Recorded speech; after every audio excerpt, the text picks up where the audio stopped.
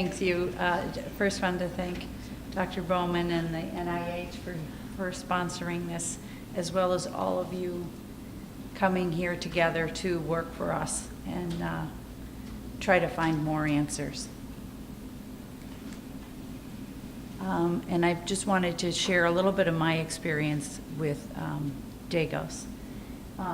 It started with one sore on my thigh, and then it just developed into several more, and on my arms and on my abdomen. And you think when you have sores on your skin, it must be a terrible skin disease, you know, that they just don't know what it is. So you go to a dermatologist, and for almost 2 years, I put cream all over my, you know, antibiotic creams and steroid creams and every other cream that she threw at me.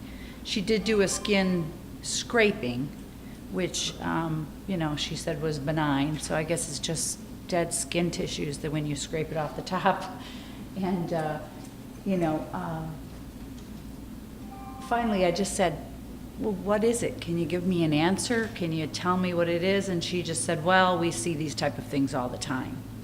Which you know, being in healthcare a little bit, I had a little bit of experience that I thought, I've never seen this before in 30 years in healthcare.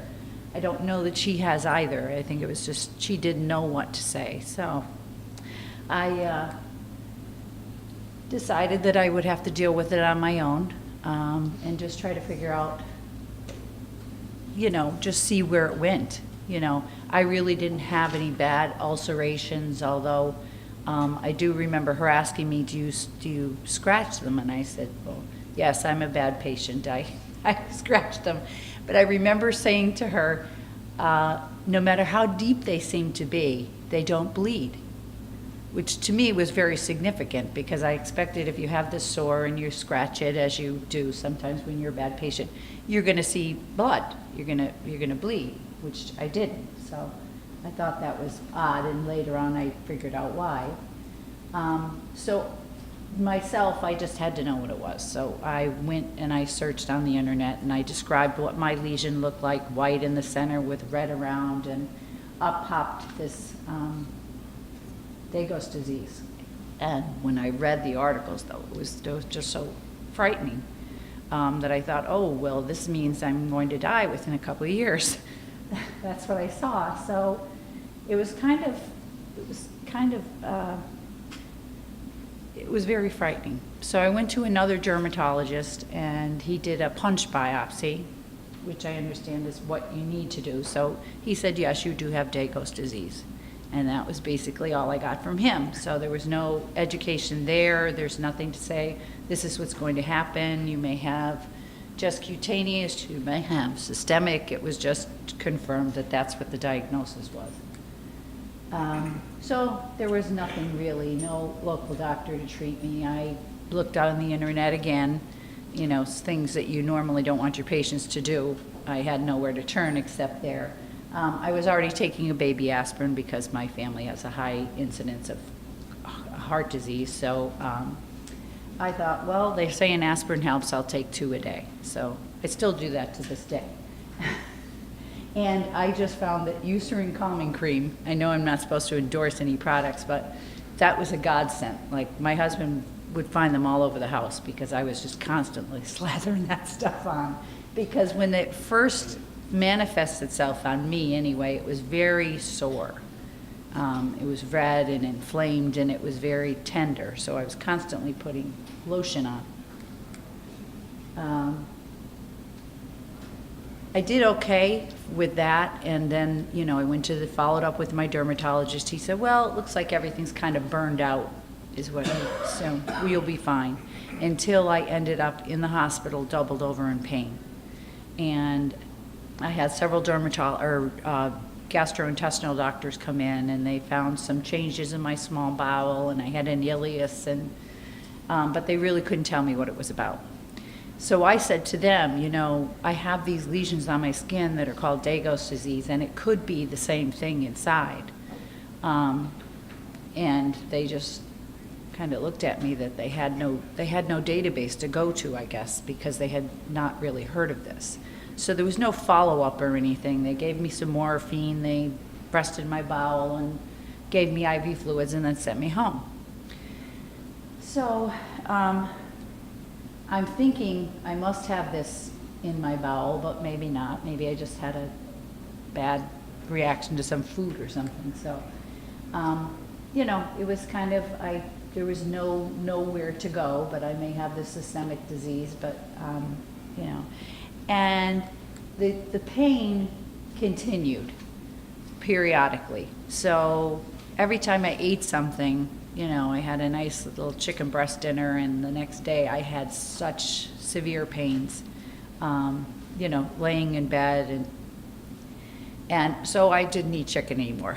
So right now my diet consists of no meat and no alcohol and no soda, and I eat other things that are bad for me, but that's how I dealt with it. And for about a year, it kind of held it at bay.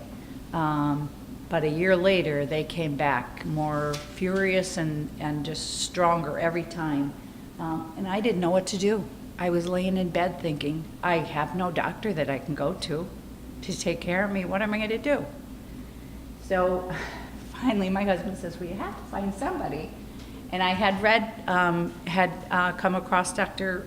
Patrick Whalen's name in some of the articles that I had.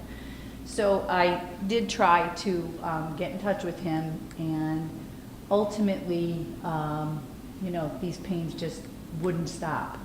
So I had a nephew, Dr. Patrick Schofield also, that happened to be at Mass General doing a residency, and I said, well, I know I've been trying to get in touch with Dr. Whalen, who's up there, and he understands a little bit about this Degos disease. So my nephew, you know, had me write down everything for him, so he knew what he was talking about. And then he called Dr. Whalen, who within 24 hours, I think, spoke to Dr. Lee Shapiro. And then I was in Dr. Shapiro's office within a week, because they said, this sounds exactly like you have systemic disease, and if you don't take care of it immediately, your bowel's going to rupture. Which, after Dr. Shapiro told me that, I thought, well, okay, that's what it felt like I was going to do. So that makes a little sense. So even though he was telling me that I had this terrible disease, and it was a systemic and it was more vascular in nature, which I'm thinking it's a skin disease. Why is it in my intestines now? So I learned a lot, and it was pretty devastating. And he said, but you know what? There's hope for you to get treatment for this. So, you know, within a month I was down having my laparoscopy, my first laparoscopy, and he was like a force to be reckoned with, trying to get me the eculizumab approved for me. Because my insurance company has been great, but it's been a struggle all the way along, because there's nothing FDA approved. That's the standard. They don't want to order anything for you because it's not FDA approved. And I understand that. They want to make sure it's safe for me. But it was, you know, he mobilized the media and had an article written. I don't know if anybody's read that, but it is on the website, to get me this drug. And it was, like Roger said, it was almost immediately. I did not have any more pain in my stomach. So whatever it does, it's wonderful. And it worked. So, and the high cost of medications, that's a whole different talk, but it's very difficult because navigating the whole insurance thing, what's in network, what's out in network, you know, what is a copay, what's an in-network copay, out-of-network copay. I feel like some days I'm a full-time job, you know, trying to figure all this out and keep all the financial stuff straight, and my husband gets the job a lot, the full-time job. And now with all of you and having this symposium, I'm very hopeful that the next child that develops this terrible vascular disease, that hopefully there will be like a universal mode of diagnosis, And, you know, hopefully, like we spoke at lunch, that there'll be established standards of care and how to follow up and how to educate the patient on what they should do, what's the next step, what if they do have these symptoms, what if they do have, you know, abdominal symptoms, what do they do? And just to see that there's more continued research, because there's so many answers. You know, could I have done something differently to abate my cutaneous disease from becoming, you know, systemic? Did I do something? But, you know, it would be nice to know. So this is last, the Degos disease ribbon of hope that I established. One of our patients' husbands, I believe, Judith, right? Designed this logo with the two opposing Ds. Did Declan design that? No, it was done by me and the person. Oh, okay. All right, all right. With the around the world. So thanks to Judith, we have that. And I just added the little ribbon of hope to it. And I also have out on the table there, if you didn't get your ribbon, please get one. But also for all the other speakers that took their time, I did compile some patient stories. If you take them with you, take them back to your colleagues, let them know all the hope they're affording us by all the work, the hard work that you're doing every day. And again, thank you very much for everything.